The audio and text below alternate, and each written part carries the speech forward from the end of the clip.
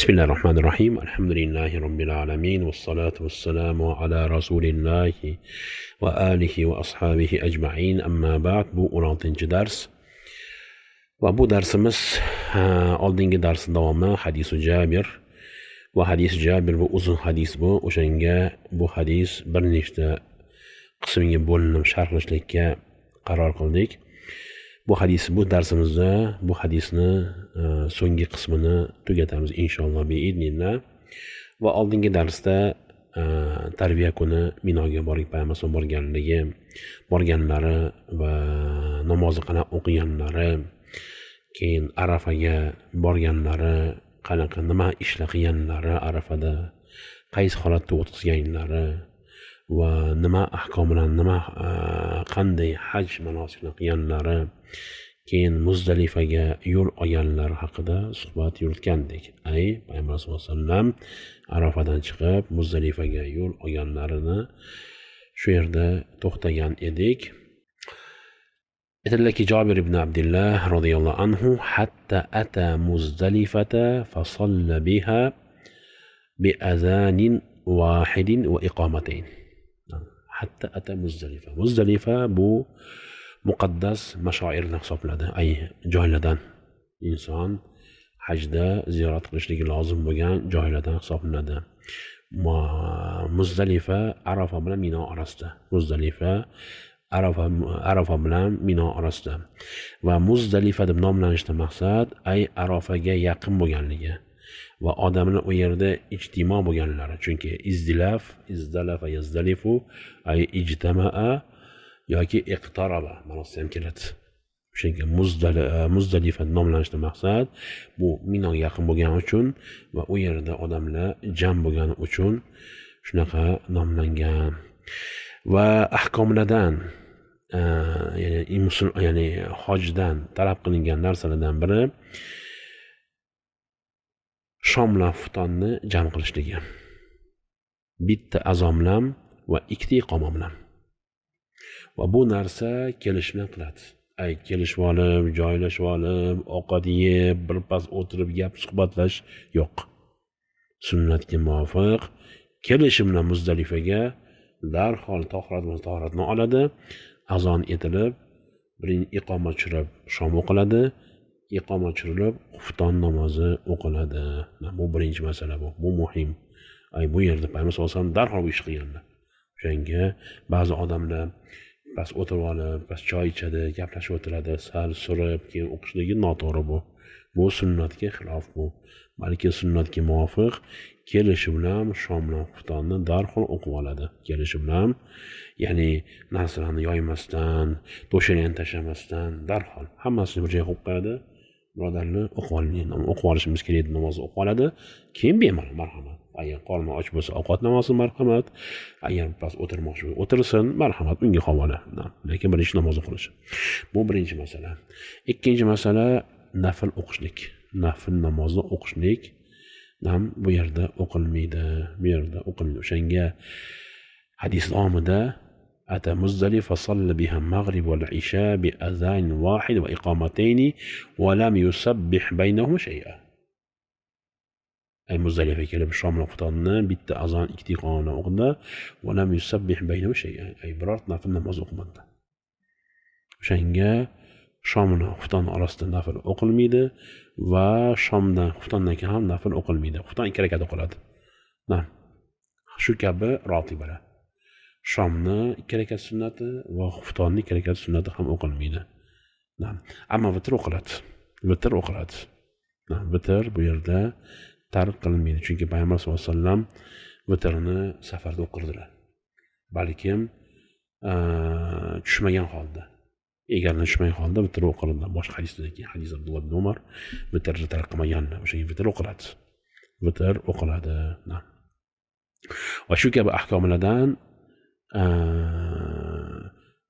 Muzdalifaga kelgandan keyin, namozni o'qigandan keyin agarda ovqatlangan bo'lsa, u holda tunni ibodatga o'tkazmaydi. Bu ham g'oyir mashru. Tunni o'tkazishlik, duoda bo'lishlik bilan payg'ambar qilmaganlar. Bu holini qilish imkoni bor edi. Shom bilan xuftonni o'qidingizmi, mayli, agar mabodo o'sha yerda ozgina birodarni gaplashib o'tirmoqchi gaplashing, mayli, zarari yo'q. Yo ovqatlanmoqchi bo'lsa ovqatlaning, mayli. Lekin turib olib namoz o'qib, tahajjudni o'tkazib, duo o'qizing, bu narsa yo'q narsa. Bo'lganini payg'ambar qilardilar. Keyin aytdilarki, Jabir ibn Abdullah aytdilarki, summa taja'a hatta tala al-fajr. Ay yotdilar. Yotdilar.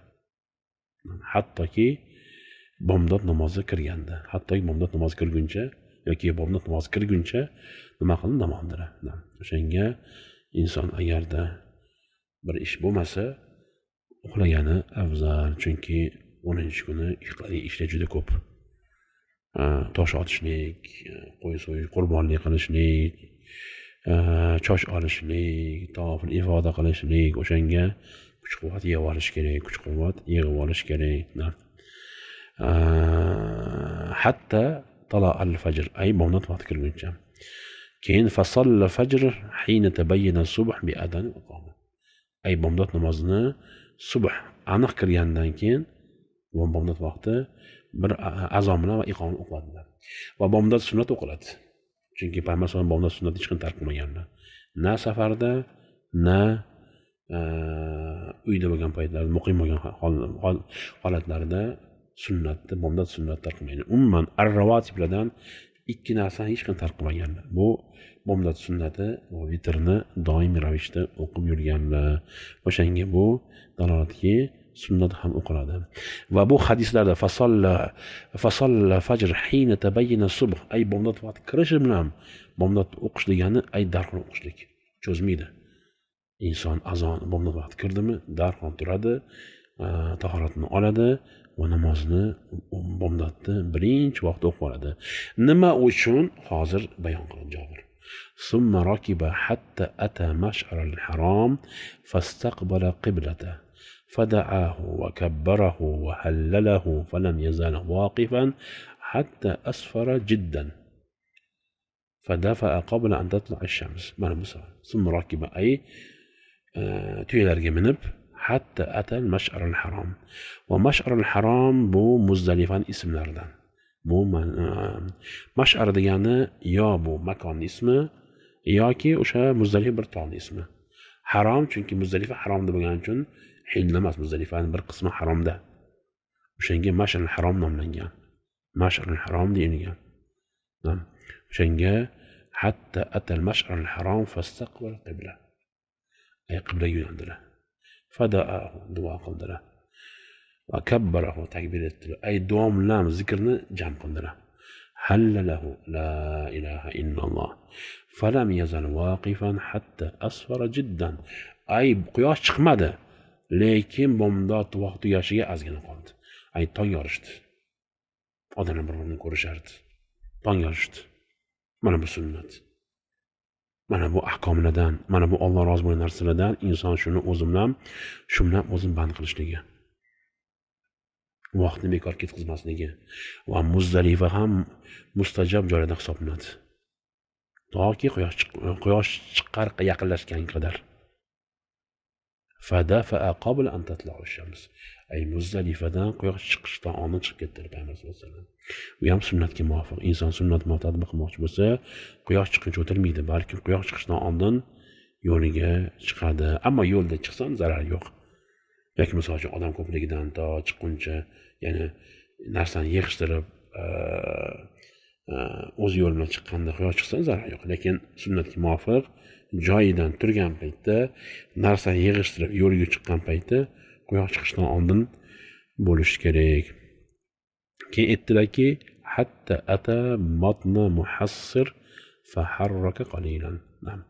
Bu kayfiyat bu. Muzdalifa chiqqanda qanaqa o'zini tutishlik. Ay Muzdalifa chiqqanlardan keyin yoki Muzdalifa o'sha asnoda yo'lda matn muhassir degan joy bor. O'sha dekanda faharrak qalilan ay tezlash. Yo mashinada yoki egarda yoki inson o'z qadamla. Mana bu sunnatga muvofiq. Va batn muhassar deb nomlanishda, ya'ni bir nechta qovullar bor. Men faqat ikkita qovul zikr qilaman. Fa inna bir nechta qovullar bor masalada. Ya'ni nima uchun nomlangan? Ay kim u yerdan o'tsa, ay ya'ni qiyin mashaqqatdan o'tardi. shunaqa bir rivoyat bor. O'shanga batn muhassir degan, ya'ni hassir yuhassir ay mashaqqatli qilib qo'yardi. Uni xafa qilib qo'yardi. Bu birinchi rivoyat. O'sha men faqat ikkita rivoyat tanladim va endi bir nechta rivoyatlar bor. Ikkinchisi ashabul fil. Abraha fillarni kelgan paytda tuya shu yerda o'tolmay qoldi. Qiynalib qoldi shu yerda tuya. Kechirasiz, fil. Afwan, tuya emas, fil. Fil o'tolmay qoldi. To'siq bilan bir to'siq bo'lib qoldi. Shunaqa deyishadi.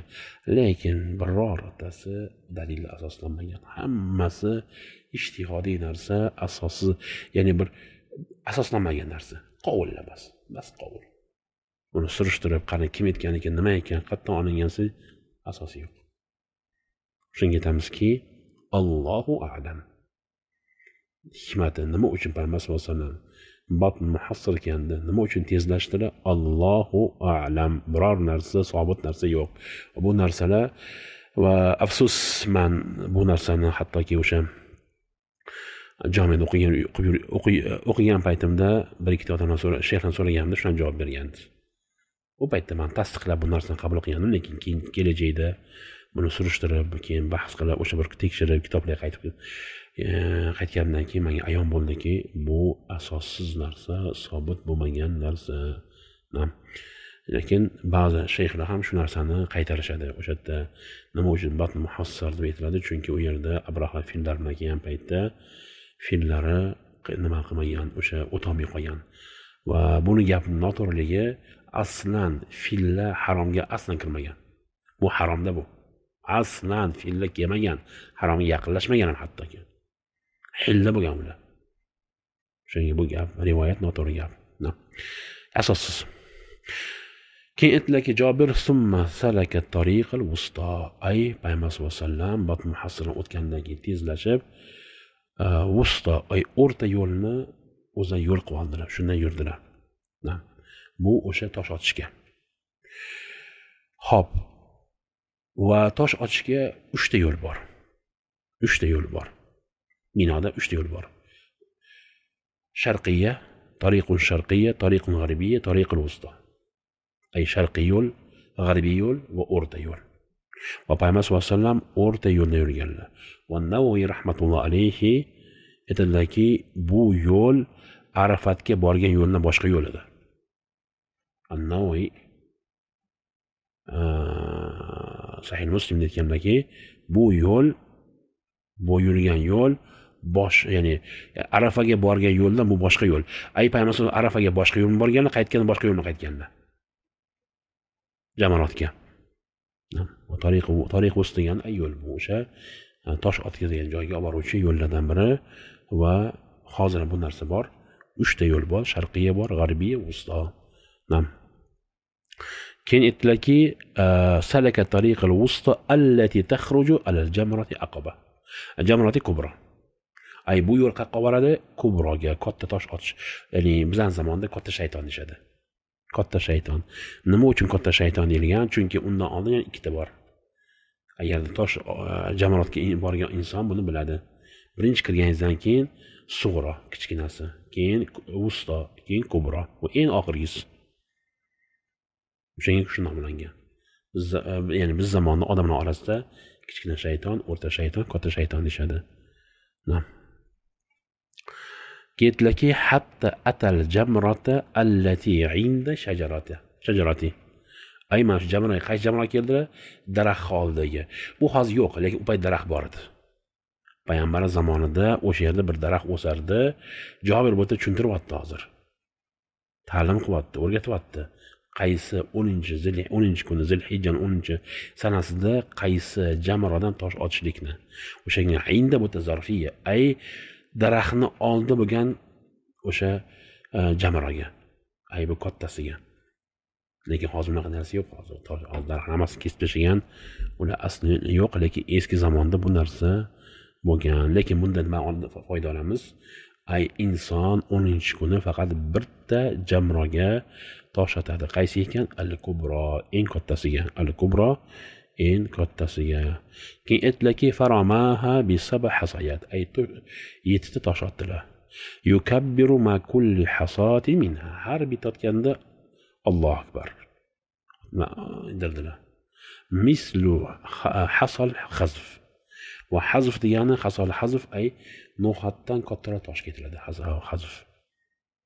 Chunki bir narsa ushlanish kerak, kichkina bo'lish kerak, juda ham kichkina bo'lish kerak, juda ham katta bo'lish kerak emas. Ushlanish kerak. Ikkita barmoqni bilan otiladi. Va bu tosh otishlik bu ibodat bu. O'shanga nima uchun? Ibodatligi uchun Allohu akbar deyiladi. Ay bu o'sha Allohga ta'abbud qilishning komilligi, uni amrini ulug'lashlik. O'shanga inson ham fe'l bilan, ham so'z bilan jam qiladi. Ham otganda bu ibodat, ham Alloh akbar aytadi. Keyin aytdilarki, rama min batnin vadi. Nima qasd qilyaptilar? O'sha vadi bu Mino. Mino bu vodiyda bu. Ya'ni tosh otgan paytda siz o'sha kirganingizdan keyin o'ng tomon bor, chap tomoni bor. Siz chap tomondan turing. O'shanda Mino o'ng tomondan bo'ladi, Makka chap tomondan. Min batni vadi degan paytda siz kirganingizda to'g'risidan bor, ikkita yondan bor. O'ng tomoni bor, chap tomoni bor. Sunnatga muvofiq chap tomondan turishlik. Ay Makka chap tomonda bo'lsin, Mino o'ng tomonda bo'lsin. Shuni qasd qilyapti. Jabr ibn Abdillah. Va tosh otganda albatta g'ulu qilmaslik, katta tosh otmaslik, balkim o'sha no'xatday. Nasoiyda hadis kelgan, hadis Abdulloh ibn Abbos dan u kishi aytdilarki, payg'ambar menga aytdilarki, menga toshlar olib bering-da, bir nechta toshlarni. Keyin aytdilarki, keyin olib bergan paytda ichidan terib oldilar. O'sha hazf, o'sha no'xatdan sal katta toshlarni Abdulloh ibn Abbosdan terib olib aytdilarki, iyyakum wal ghulu fid din. Dinni g'ulu qilmanglar. Chunki katta toshni otish bu g'ulu bu. Balkim dinda ijro qilingan toshlarni otish kerak. Va keyin bu gaplarda 7 tosh otishlikni ma'nosi ay bundan oldin hech ish qilmaydi. Bundan oldin qo'y so'ymaydi, bundan oldin sunnatga muvofiq choshni olmaydi, balkim sunnatga muvofiq borib birinchi qilgan ishi tosh otishlik. Birinchi qilgan ishi o'sha yerda borib toshni otadi. Mana bu sunnatga muvofiqdir. Keyin aytdilarki, summan sarafa ilal manhar fa nahar. Undan keyin jonzot so'yiladigan joyga borib, u kishi jonzotdan so'ydilar. Payg'ambar sollallohu alayhi vasallam 100 ta tuyani o'zidan birga olib keldilar. O'z sharif qo'llari bilan 63 dan so'ydilar. Qolganini keyin Aliga berib, Ali to'dirib qo'ydi, tugatib qo'ydi. Va bu yerda hadisu, ya'ni Muslim rivoyatlarida faqatgina nima keldi? Tosh otishlik va qo'y so'yish, qurbonlik qilishlik. Lekin qancha choch olishlik? Bu boshqa rivoyat ekan. Ya Jobirni o'sha Imom Ahmad Musnadda rivoyatda, mana bu hadis Imom Ahmad Musnadda ham kelgan. O'sha yerda ziyoda kelgan. Nahar Rasululloh sallam fa halaqa. Ay qurbonlik qilgandan keyin nima qildilar? Choch oldilar. Choch oldilar. Demak, sunnatga muvofiq birinchi inson tosh otadi, keyin qurbonlik qiladi, keyin chochni oladi. Shu kabi Imom Muslim boshqa hadisda, hadisu Anas ibn Malik radhiyallohu anhu hadislarda kelganki, Payg'ambar sollallohu alayhi vasallam Jamroga kelib tosh otdilar. Undan keyin kelib Minoda qo'y so'ydilar, o'sha jonzotlarni so'ydilar. Keyin sartaroshga aytdilarki, xuz va ashar ila jami ayman summa aysar. Aytdilarki, o'ng tomonni ko'rsatib aytdilarki, birinchi bu yerdan boshlang, keyin chap tomondan. Summa ja'ala yu'tihi nas, keyin odamlarga tarqatish boshladilar. Tarqatdilar. Bu hadis sahih Muslim, Anas ibn Malik rivoyatidan. Demak, mana sunnatga muvofiq inson birinchi tosh otadi, keyin qurbonlik qiladi, keyin chochini oladi. Bular hammasi nahr kuni, hayit kuni qilinadi, tartiblangan holda. Lekin agar taqdim ta'xir bo'lsa, zarar yo'q, inshaalloh. Harajafi Payg'ambar sollallohu alayhi vasallam ma'lumot qilmadi, ba'zi odam taqdim qilgan. Biz faqat afzal haqida gapiramiz. Afzal savobni komil olishni xohlasangiz, u hol nima qilasiz? Birinchi tosh otasiz, keyin qurbonlik qilasiz, keyin Chochingizni olasiz. Mana bu sunnatga muvofiqdir.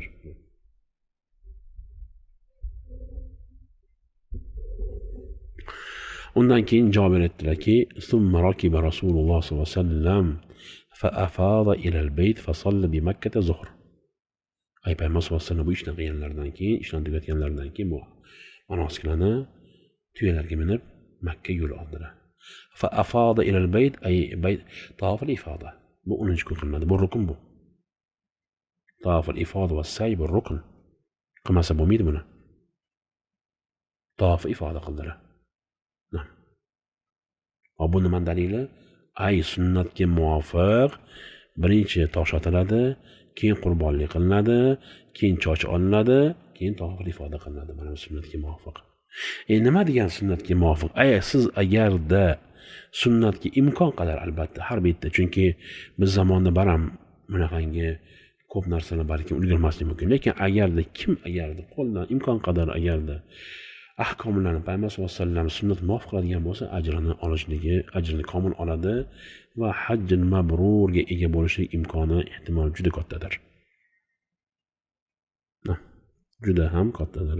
Lekin agar mabodo tawaf ifodani ulgurmasa, la haraja fihi 2-kun, 3-kun, 4-kun qilishligi, balkim 30-Zilhijjagacha qilishi, ammo 30dan keyin qoldirish mumkin emas. 30dan keyin qoldirsa